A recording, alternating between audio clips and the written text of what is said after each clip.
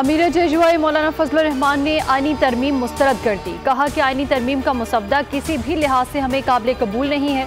मुसवदा कबूल करना कौम की इमानत में खयानत होगा। हमने इनका मुसवदा मुकम्मल मुस्तरद कर दिया है। अब तो वो कहने लगे हैं कि कोई मुसवदा था ही नहीं। अगर मुसवदा नहीं था तो जो फ्राहम किया गया वो क्या था। बानी पीटीआई के हवाले से कोई बात नहीं कहूँगा। असद कैसर बोले कि हमने मुसवदों को मुकम्मल तौर पर मुस्तरद कर दिया है। इन मुसवदों को नहीं मानते, जो भी होगा मिलकर मुशावरत से करेंगे।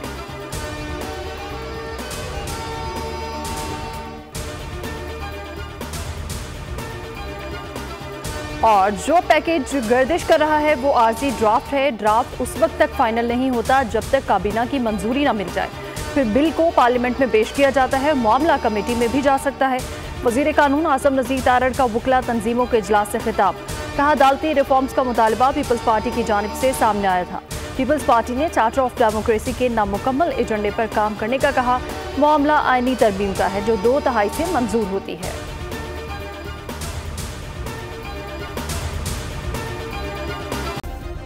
सब्सक्राइब करें और बेल दबाएं ताकि कोई खबर रह न जाए।